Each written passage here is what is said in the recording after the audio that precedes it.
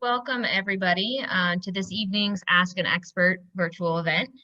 So we started these events to create opportunities for folks to connect with and learn from the myriad experts who have worked in the Grand Staircase-Escalante region and have expanded our understanding of GSENM landscapes and ecosystems. If you're new to Grand Staircase-Escalante Partners, we are a nonprofit organization committed to supporting and promoting Grand Staircase-Escalante National Monument. We share monument science through educational programs, carry out restoration and monitoring projects, and advocate for land management policies that support the biodiversity of this region. In slight contrast to our community lecture series, our Ask an Expert events are meant to be a more informal Q&A with our conversation following the direction of our audience questions. This evening, we're going to be joined by Mike Popejoy. But before we dive in and hear more from Mike, I want to provide a quick overview of how to ask questions in the Zoom webinar format. So you have two options. The first is to ask a question using the Q&A box. So you can click the Q&A icon at the bottom of your screen on that little menu bar and type in your question. Any topical questions for Mike, I will read to him in the answer that they're received. And you can also use this to ask any technical questions if you're having issues with Zoom itself, and I will respond with typing. You can also ask a question verbally. So if you want to ask your question by speaking out loud, you will click the raise your hand button, also on that bottom menu bar. And when it's your turn in line, I'll allow you to unmute your microphone. You can ask your question, and then I'll remute you just so that there's not too much background noise as Mike responds. And then if there's any sort of follow-up questions, clarifications, I'll unmute you again. So without any more delay, I'm going to hand it over to Mike, who's going to provide us a brief overview of the work that he's done and the setting. Take it away. Great. Thanks, Nick. And hey, everyone. Welcome. My name's Mike Popejoy, and I'm a research associate with the Grand Canyon Trust. The Grand Canyon Trust focuses on the Colorado Plateau, which is southern Utah, northern Arizona, and parts of New Mexico and Colorado. So although our name is Grand Canyon focused, we work a lot in Utah, and especially in the monuments and Grand Staircase. So I got involved in work in the Grand Staircase-Escalante region when I started at the Trust in 2018 as an intern with Mary O'Brien on a project called Where Cows Don't Graze that we're finishing up this year, which is an attempt to inventory everywhere that's closed to grazing on the Colorado Plateau. And although previously I spent a lot of time hiking and exploring in the monument, the first thing I worked on as part of my work with the Trust was our effort to keep Big Bound's Bench ungrazed. Big Bound's Bench is an area that borders the Escalante River, a high elevated bench that's been ungrazed for over 20 years and has recovered quite magnificently with native species flourishing and very few non-natives and amazing biological soil crust. So that was my first introduction to actually working on the monument. And since then I've been involved in management planning for the monument, proposals to remove Pinyon and Juniper trees, and the Escalante River Watershed Partnership, which GSENM has been quite involved in as well for some time. So our event tonight is primarily meant to be a Q&A and a discussion about grazing and Pinyon and Juniper management. And what I wanted to start off doing was to give a quick summary of the current situation with these two issues on the monument, so that we're all kind of on the same page and have a kind of basic understanding that we can then use to springboard into our discussion. So let me share my screen here. And maybe if someone could give me a shout when it comes up. Let's see here.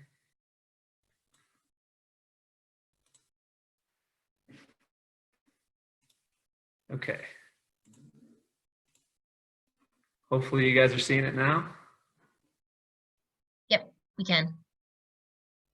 Okay, cool. So I'll talk about grazing first and then about pinyon juniper management. So this is an example of a spot that looks in poor condition because of grazing. This is an area along the gulch. For those of you who are familiar with the monument, the gulch is crossed by the bird trail, and this is a heavily grazed bench just above the area where the gulch stream flows. So you can see some cow pies and a lot of bare ground and non-native purslane, which is the main thing growing, and not quite growing above the height of the cow pies. So not an ideal situation here. And this is another spot along the gulch where the water is actually flowing, where you can see some similar degraded conditions from what we'd like to see based on ideal ecological health. So very little stream bank cover, very little vegetation overhanging the stream itself. You can see some older, what we call legacy cottonwoods in the background, but very few young cottonwoods and willows, and a diversity of ages of those species that we'd like to see in a riparian area. So areas like this on the monument are contrasted with areas that have been ungrazed for some time, like Death Hollow. So Death Hollow is north of Highway 12 and runs from the forest down into the monument and actually forms the headwaters of the Escalante River.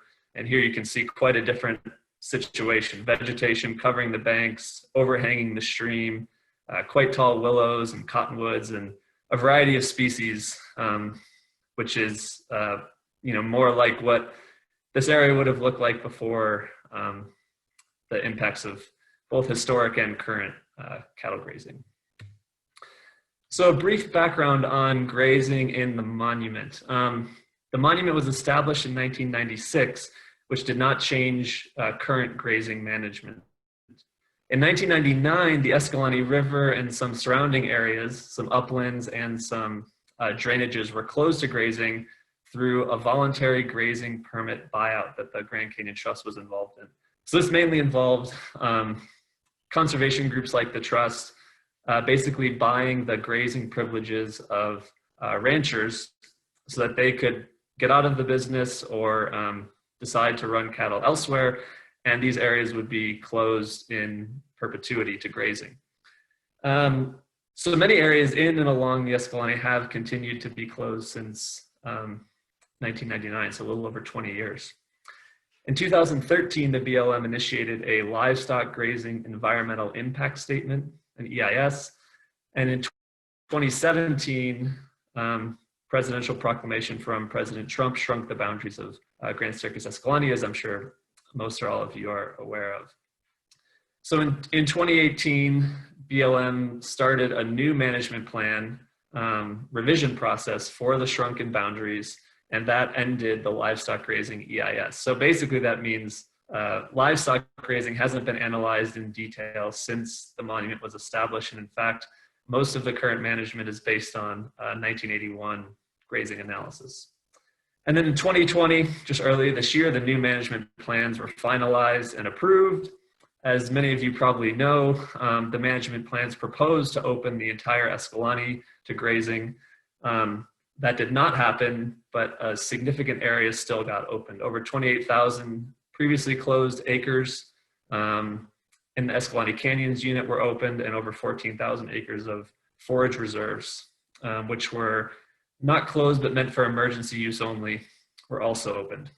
The new plan also proposes 2 what are called water gaps, which are supposed to allow cattle to access the Escalante River to drink from the river, basically, and those would be at Boulder Creek and at Horse Canyon.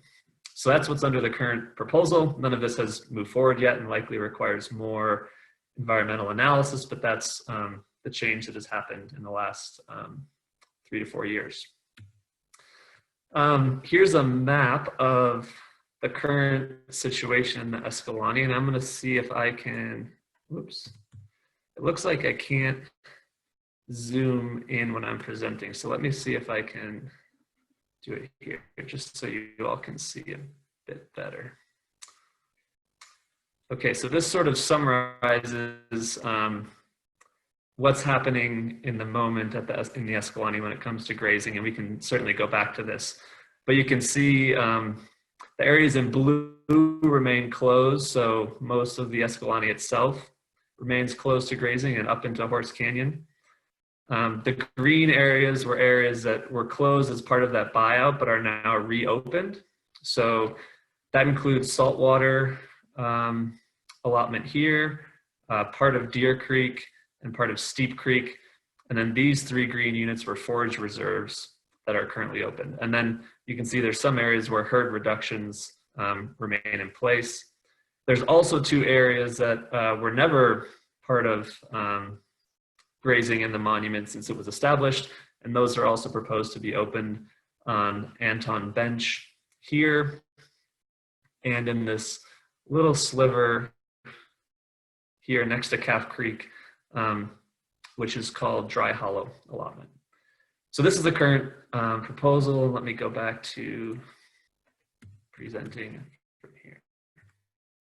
Okay, so hopefully that, I know there's a lot of questions, and it's pretty confusing what's happening in the Escalante Canyons area when it comes to grazing at the moment. So hopefully this helps, but we can certainly revisit it. And then just a quick overview of pinyon juniper management in Grand Staircase. Here's a photo of a pinyon juniper removal that took place in the monument. Often the agency will call them treatments. In this case, you can see the remains of some of the trees in the foreground, and we found significant amounts of alfalfa and flax, a non-native flax, both non-native species that were planted in this area. So basically in areas, the agency will remove these trees, often planting non-native species, and the reasoning for this is often in support of livestock grazing. So the 2 issues of grazing and pinyon juniper removal are closely tied, and we can certainly dive more into that. So there's 3 recent proposals to remove pinyon and juniper in Grand Staircase, and I should say that there has been a lot of pinyon juniper removal in the monument dating back to the 60s and 70s before it was a monument. Places where they remove the trees and plant things like Russian wild rye, a non-native grass for cattle. But the 3 most recent proposals are the 3 listed here. One in 2016 on the Scudampah Terrace, which is the one that's sort of been in the limelight because it was farthest along. This was a 30,000 plus acre proposal, and a group of conservation groups, including the Grand Canyon Trust, appealed BLM's decision to move forward with this project, and the Department of the Interior Board of Land Appeals set aside BLM's decision last year, meaning they could not proceed under the analysis they completed. There was another project proposed in 2017 for the 3 allotments you see there for about 13,000 acres, and then a project in 2018 for over 90,000 acres in the Paria River watershed. Both of those were recently withdrawn. So there's currently no proposals to remove pinyon juniper in the monument. However, the new management plans were just finalized earlier this year, and they are much more permissive of what we think are destructive approaches to managing pinyon and juniper. So the new plan allows for the use of chaining, specifically to improve cattle forage. Chaining is where an anchor chain of a ship is dragged between 2 bulldozers, and the trees are sort of ripped out by the roots as the bulldozers drive across the landscape. The original management plan did not permit chaining for removing pinyon juniper, so that's an important change. The new plans also allow planting non-native or exotic species specifically for cattle grazing, and the original plan only allowed such species to be planted in emergency situations like the need to stabilize soil. And then I just note here at the bottom, the top 2 are relevant to the management plan, or sorry, to Grand Staircase in particular, but there's also some national things happening. BLM's moving forward with a categorical exclusion for pinyon and juniper removal, which is basically a way to approve pinyon and juniper projects with very little to no substantive environmental analysis under NEPA, and very little to possibly no public awareness either. So that proposal's on the table, along with 2 Great Basin-wide projects, which could permit pinyon juniper removal and other things like non-native species seeding in Grand Staircase. So that's all to say, although there's no current pinyon juniper projects, the new plans are certainly more permissive, and we expect that there may be new ones coming forward soon. And we'll have to continue the effort to at least prevent some of the destructive proposals like the ones we've seen in the past. So that's all I had for a quick rundown of what the current situation is. Let me stop sharing here. Okay, so the idea was to get us all kind of on the same page with current information in the monument. And what I'd like to do now is open it up to questions and thoughts also. I know there's probably lots of other experts here too who can offer thoughts on the best management of this landscape. So hopefully that gives us a good basis to start from. Great, thanks so much for that great introduction. I think it was a really good orientation to the topic. And we have questions rolling in. So our first question is from Ken, who says, I grew up in the juniper pinyon forests of Western Colorado. I do not remember seeing any forage beyond prickly pear cactus. Are there places where actual forage exists? Yeah, that's a great question. Excuse me. So there's, in pinyon juniper research and literature, they usually distinguish between three types of pinyon juniper. Pinyon juniper savanna, which is mostly a grassland with a few pinyon juniper trees. Shrubland, which is trees intermixed with shrub, and then what's called persistent pinyon juniper woodland, which is mainly dense canopy, pretty thick with pinyon juniper trees, although that's also natural to occur in certain places. So I imagine you're probably referring to the persistent type of pinyon juniper woodland, which you're right, often doesn't have as much of a ground cover or a vegetation cover as a savanna might. But often they have quite a significant amount of biological soil crust cover, which plays an important role in soil infiltration and nitrogen fixation. So it has its own way of kind of stabilizing the soil and finding an equilibrium. But yeah, in a lot of places, and one of the things we're trying to advocate for is to not try to transform one into the other, right? So trying to transform a persistent woodland into a grassland, not only is it unnatural, but it's not likely to work either. So you're right that in a lot of places it wouldn't make sense to remove pinyon juniper trees. The other thing I'll say quick, and we can get into this in more detail, is the science shows that pinyon and juniper have expanded over the past 150 years. They've both filled in to become thicker in certain places and have also expanded into areas like sagebrush, where they may not have been growing 150 years ago. So we have to balance the fact that has happened, and that restoration may need to take place in select areas, but trying to transform a landscape into something it's not is what we're trying to resist in certain places. Thanks.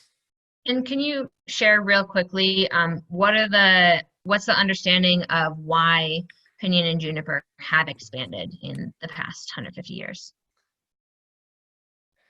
Yeah, it's a great question. And unfortunately, the science isn't quite definitive as we'd like. In places like ponderosa pine, which has also become denser in areas on the Colorado Plateau, the science is a bit further along.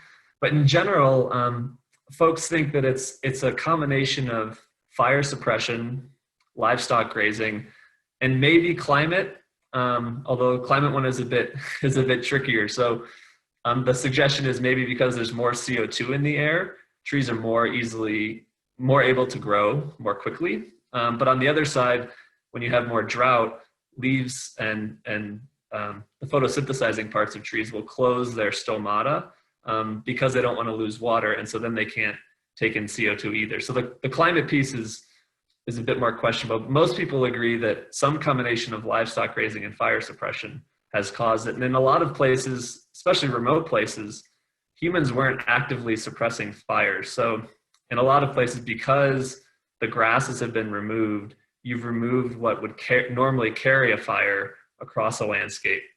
So in a way that the suppression is sort of driven by livestock grazing, and especially in remote places like most of the monument. Great, thank you. We have a question from Lindsay. Are there any areas in GSENM that have not been grazed that can serve as a reference for comparison? Kind of like No Man's Mesa. Yeah, it's a great question. So No Man's Mesa is what's called a research natural area, and I think it was grazed by goats for 2 years, 1927 and 1928, I believe. But I mean, it still is a quite important reference area, and for those who have been there, it's a really spectacular and impressive place. That's a place, going back to Ken's question, where you can see Pinyon juniper with a pretty amazing understory of grasses, and in a lot of ways, we often don't see that because the grasses have been eaten out from those places. But yeah, I think there's others in addition to No Man's Mesa.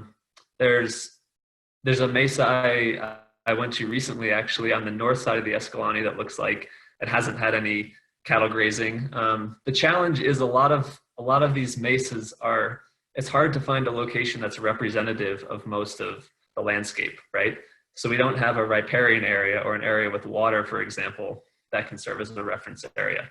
Although now the Escalante is starting to become, something of a reference area since it's had time to recover. But yeah, I think those are important places to identify. And if you know of any, I think they're certainly worth taking photos and sort of contacting your land managers to say, this is what an area can look like, and how do we get our landscape to sort of look more like this on a broad scale.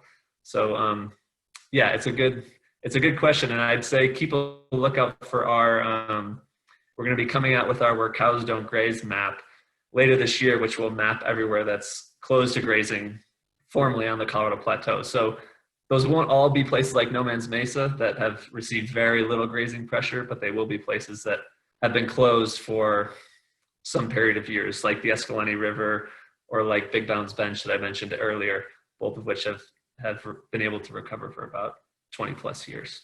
So. Great.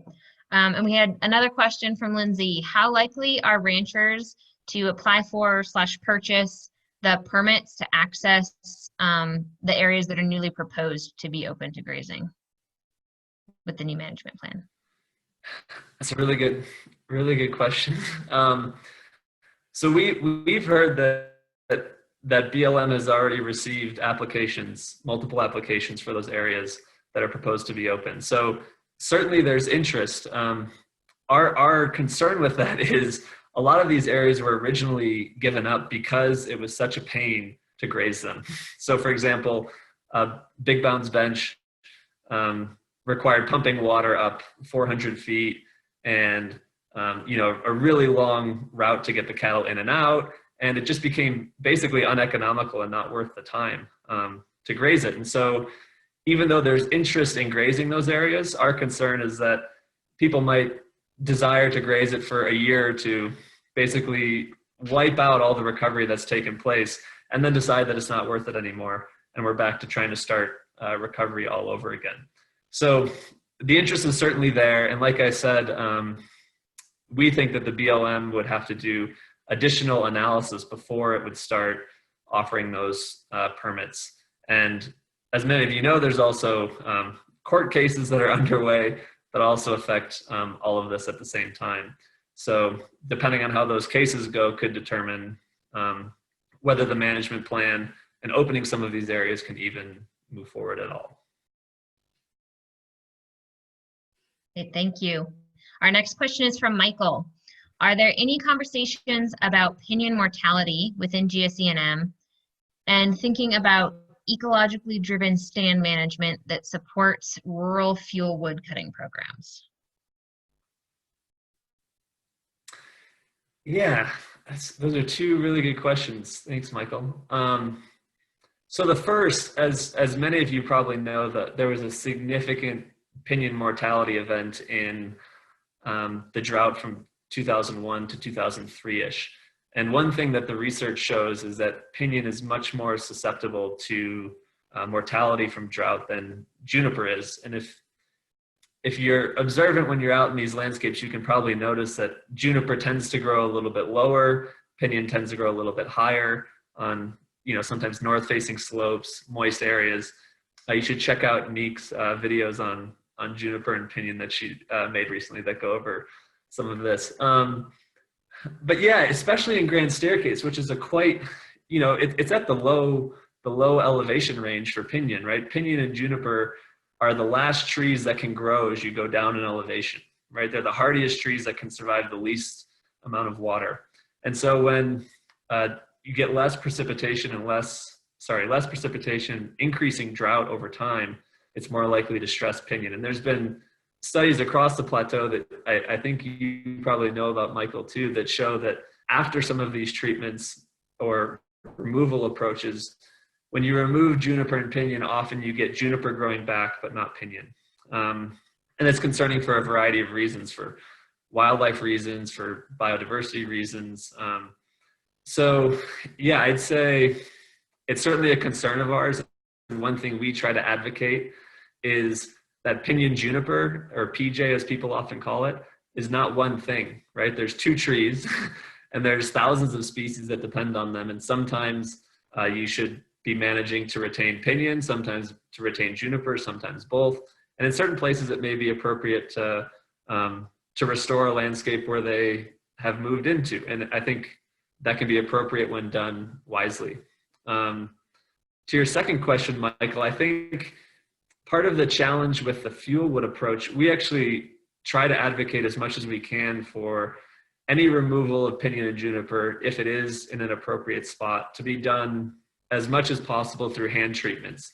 So just through chainsawing and limbing of branches, instead of through things like chaining or masticators, which, heavy machinery that impact the soil and have much more significant resource impacts. So I think in places where hand removal is done, that can be a place where communities can then utilize that firewood, and it can be, a potential win-win if it's an appropriate restoration project.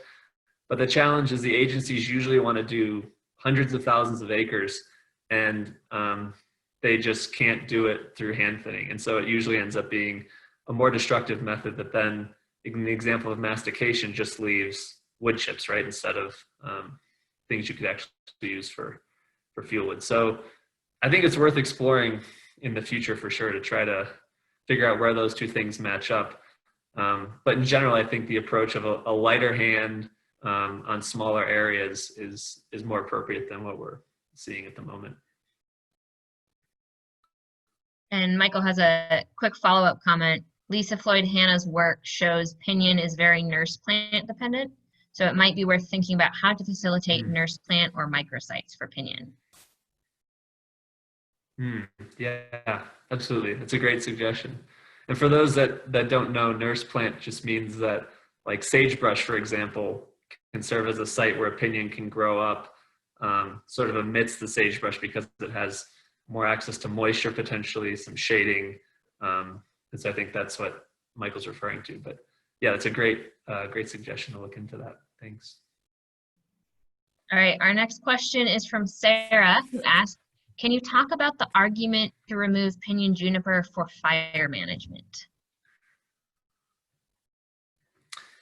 Yeah, that's a good question. So that's something we haven't gotten into, are the reasons for pinyon juniper removal. Often they can be quite varied. So they can be for fire, as Sarah mentioned. They can be for explicitly for cattle, as I've mentioned. They can be for sage grouse, which is a imperiled bird species across the West.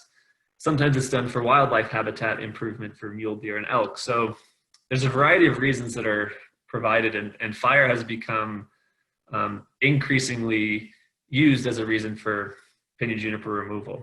And again, the challenge we face is that the research on fire in pinyon juniper is still developing. It's pretty good, but isn't quite where we'd like it. So in a lot of these areas, especially persistent pinyon juniper sites, sometimes what's called the fire return interval, how often fire will burn the same place on a landscape, can be up to 600 years. So in some places, fire is quite rare in these sites. In other places, it can be much more frequent in a place where you have more grass to carry the fire. So I think it can certainly be a legitimate reason to remove pinyon juniper trees. And we think, especially in what's called the wild and urban interface, where you've got communities, that sort of border the forest or border BLM land, in those places, certainly fire risk reduction is important.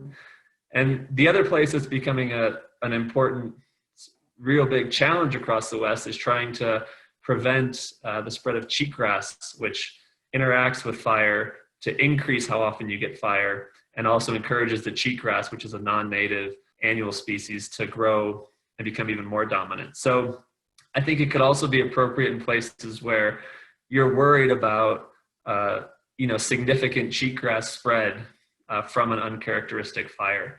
But in a lot of places, especially some remote places on the monument, I think we also have to realize that fire is a natural part of the landscape, right? So if you don't have those concerns about private homes, you don't have concerns about cheatgrass spread, and you get a fire, way out in a pinyon juniper site, certainly we don't want it to, burn all the pinyon juniper on the monument.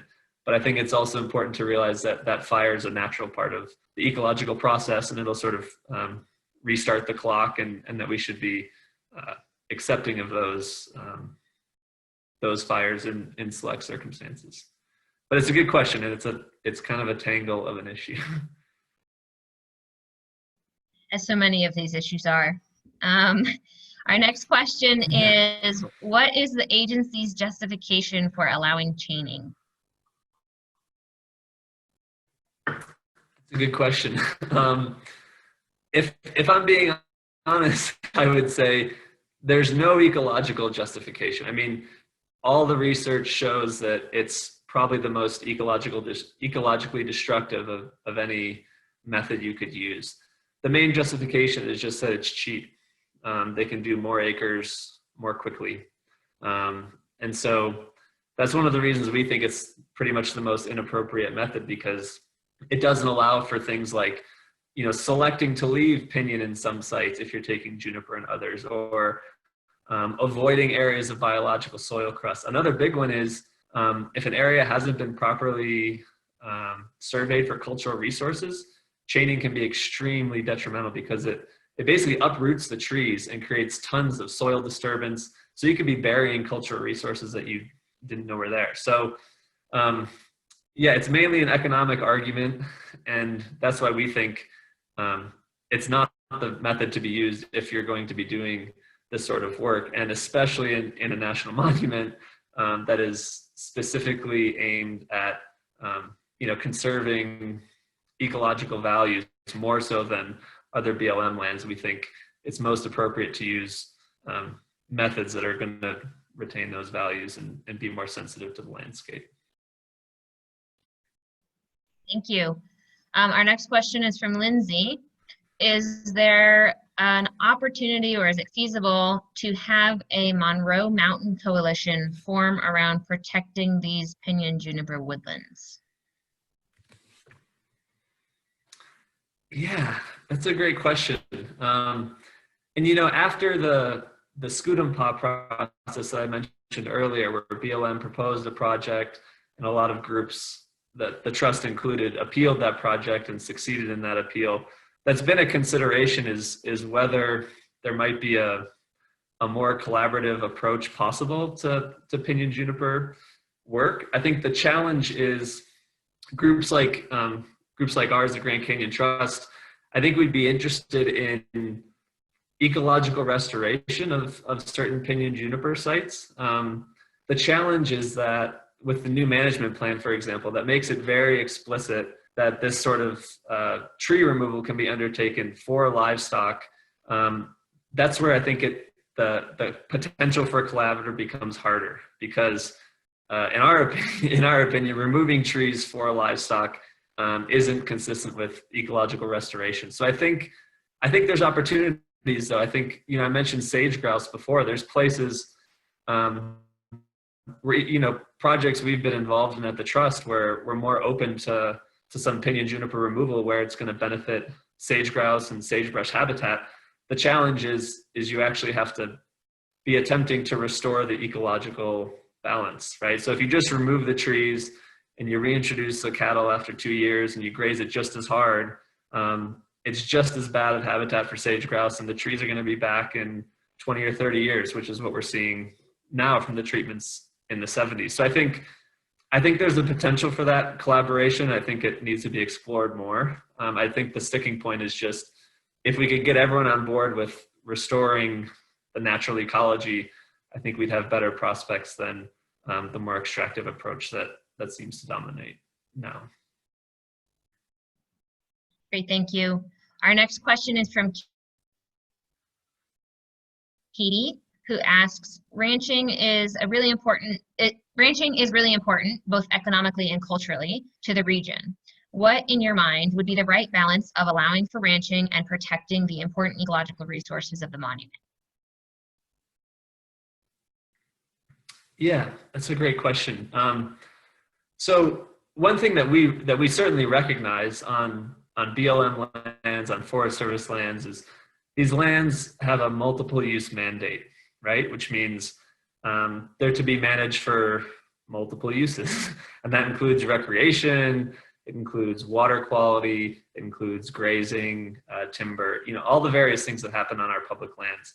And what we'd like to see is, especially on, in Grand Staircase and on the monument and BLM lands in general, is we'd just like to see a better balance of grazed and ungrazed lands. Before the new management plan came out, over 96% of Grand Staircase-Escalante National Monument was grazed. If you think about other uses, like ATV use, for example, or say off the monument, mining, for example, we don't allow those things on 96% of the landscape, right? So we think there's appropriate places to focus on conservation and protecting the resources, and that certainly 4% is not sufficient to do that, given all the values that a place like Grand Staircase has. So I think that's what our vision for Grand Staircase would be, is a better balance. And in particular, the monument proclamation lists what are called monument objects, the reasons for which the monument is established.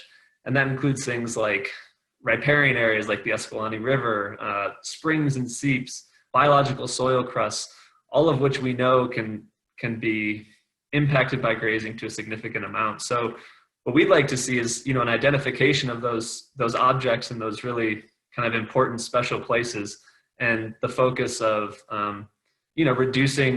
reducing grazing and reforming how grazing is undertaken where it's still done, in order to actually sort of fulfill the mission for which the monument was originally established. So we certainly aren't saying that there should be no, cattle should be removed from the national monument, but that a balance is what we do in all other, is how we approach all other resources, and should apply to grazing too.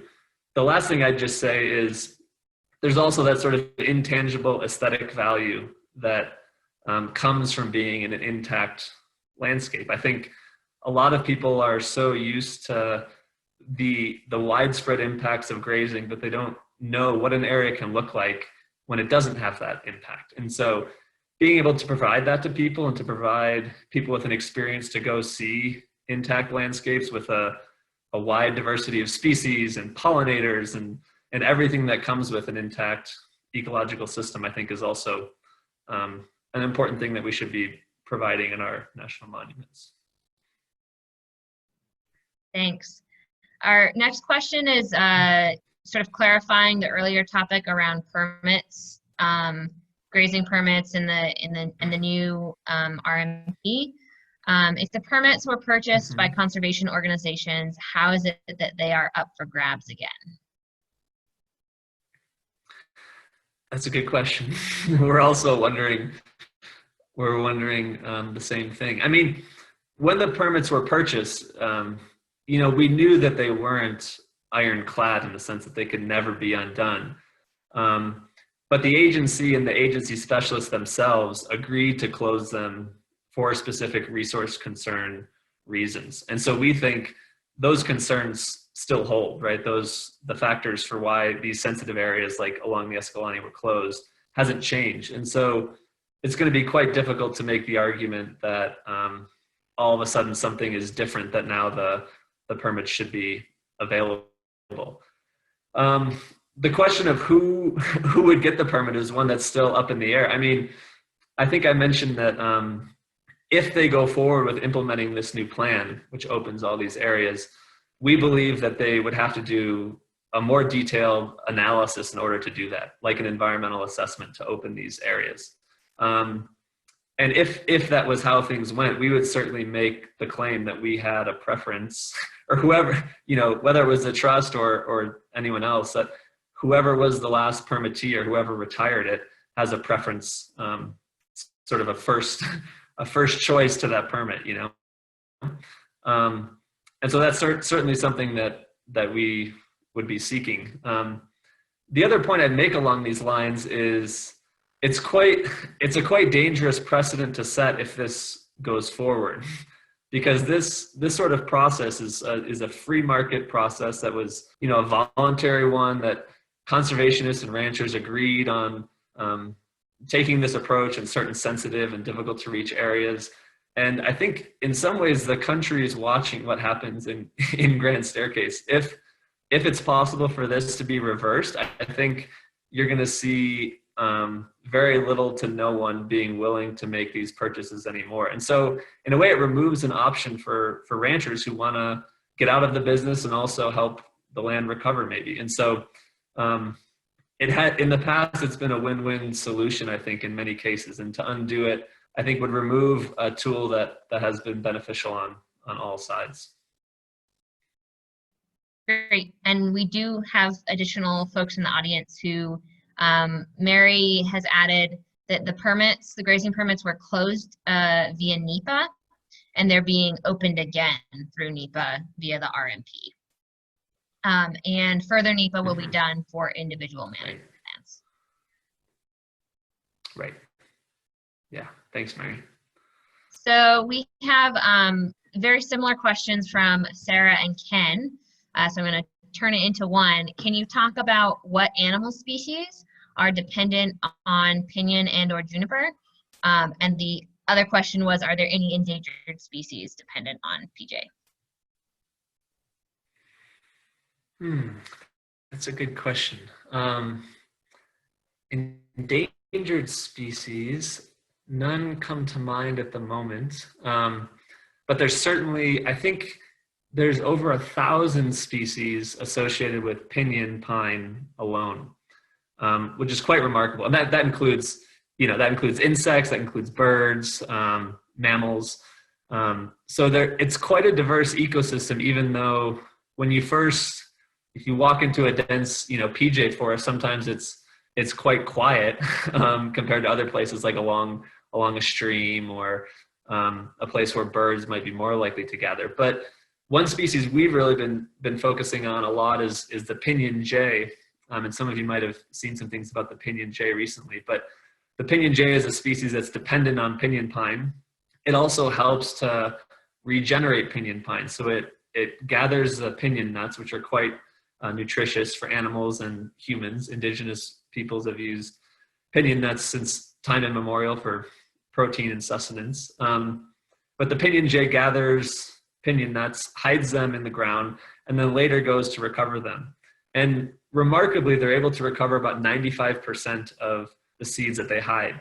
But that means 5% don't get recovered, and so are able to then grow and become the next generation of trees. So there's this really interesting kind of interdependence that took eons of evolutionary time to develop. And pinyon jays have decreased by about 85% in the last 30 years and are projected to keep going down. So that's a species that we're really concerned with. But pinyon juniper hosts a quite diverse array of what are called obligate bird species, or species that depend on those trees. So birds in particular, I would say, and also mammals like deer, mule deer, and elk that depend on pinyon juniper in the winter for keeping warm and out of the elements. They'll eat pinyon and juniper in the winter when times are hard. I've seen some out my window, even eating pinyon needles just right off the branches. So they're quite important for wildlife, and it's the most, I think on the Colorado Plateau, it's the most widespread forest type. So no endangered species, but quite an interesting host of many species that depend on one another. And the other thing I'd say is, as we're learning with insects, pollinators, you know, some of the smaller things that aren't quite as charismatic, there's a lot out there that we don't even know about. And so one caution I would give is that, you know, transforming an ecosystem before you've really understood it, as we've seen throughout human history in the past handful of years, can kind of be a fool's errand. So I think there's a lot of animal and plant diversity in these forests, and probably a lot that we also don't know about. Great, thank you. Our next question comes from Michael, who says, Rom and others have done some reconstructions to understand where historical, more open PJ woodlands were. Do we have some sense of what historical conditions were within GSENM or broader geographies in this region? That's a good question. Let me think. I know there have been some studies that have tried to use satellite imagery, but often it only goes back to the 40s or 50s. But a lot of that imagery shows that there are a lot of places that have either didn't have trees or have become denser than they were in the past. There's also, and you probably know about this, Michael, Rami, who you mentioned, William Rami, a researcher in pinyon juniper, has done a lot of work on fire history too. And so trying to reconstruct areas based on very old trees, old growth trees and trees that are downed or have fallen and died but are preserved because of how dry it is another opportunity for sort of gleaning some of that information. One of the things we've been advocating for is the importance of not doing this pinyon juniper removal in areas that are what we call old growth pinyon juniper, that have trees that are clearly older than 150 years old. So that's usually an indication, and there's lots of things on the ground you can use to tell whether you're in what's called a persistent old growth site or not. But I don't think, to answer your question, I don't think there's been a systematic inventory of that done on the monument. I think it would be, I mean, a lot of folks know Grand Staircase-Escalante as the science monument, right? And I think it'd be a great project to try and do an inventory of where those old growth sites are, and maybe where those sites are that we're seeing some of the expansion in a younger group of trees. So I think it's something worth doing, but not that has been done yet in detail on the monument, unfortunately. I would say the pinyon juniper savanna type that I mentioned, the more open grasslands with more frequent fire, is thought to have occurred more in places like northern Arizona. Folks are familiar with Wupatki National Monument. There's areas out there that are huge grasslands with just a few pinyon juniper trees, whereas generally areas that are rockier, like a lot of Grand Staircase, was likely to have been denser. But certainly there could have been more open areas as well. And for those who have been to places like No Man's Mesa or even on Big Bounds Bench, like I mentioned, there's certainly some quite open areas in places on the monument where you have PJ surrounding, but an intact grass and shrubland in specific sites. So. Great. And Michael would like to connect with you, so I have Michael's email to share with you later, Mike. Perfect. Great. Thanks, Michael. Our next question is, how can we help educate people about the best ways for restoring the natural ecology and about the importance of this? Many people aren't aware of the importance of this. Do you have any suggestions for how best to get the word out? Yeah, it's a great question. I mean, there's a few methods.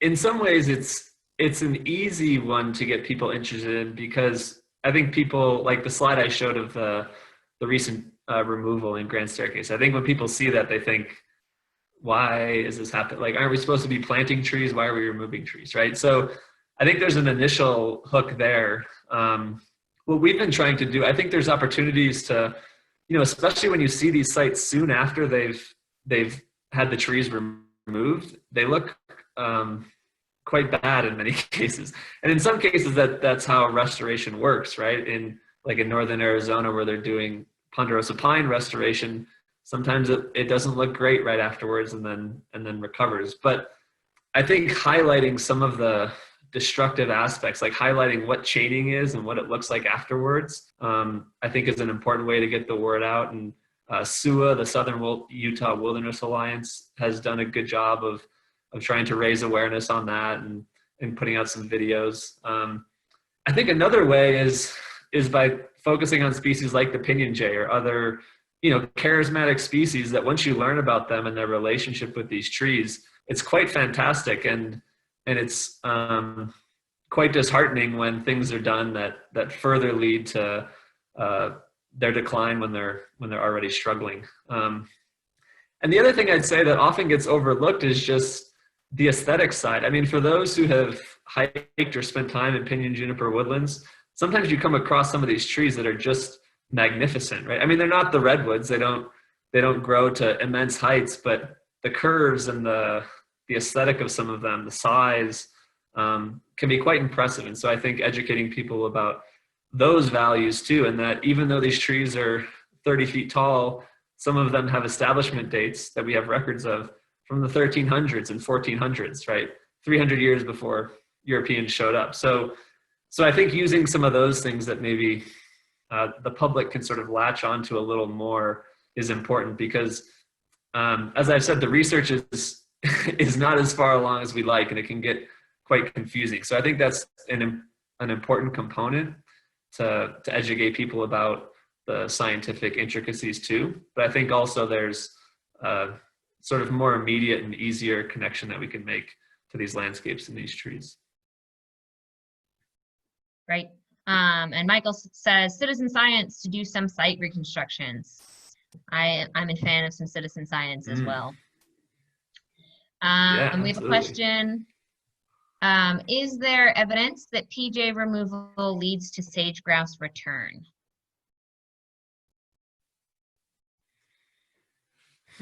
That's a good question. To be honest, I'm not familiar enough with that literature. I think there is evidence in certain locations. I mean, we certainly know that having trees in active sage grouse sites is not good for sage grouse. Raptors, birds of prey, can perch on those trees and basically take out the sage grouse and take out chicks quite easily. So we know that where sage grouse are, very low tree cover is ideal for them. The tougher question is where sage grouse don't currently live, or where we don't have evidence of them having used in the past.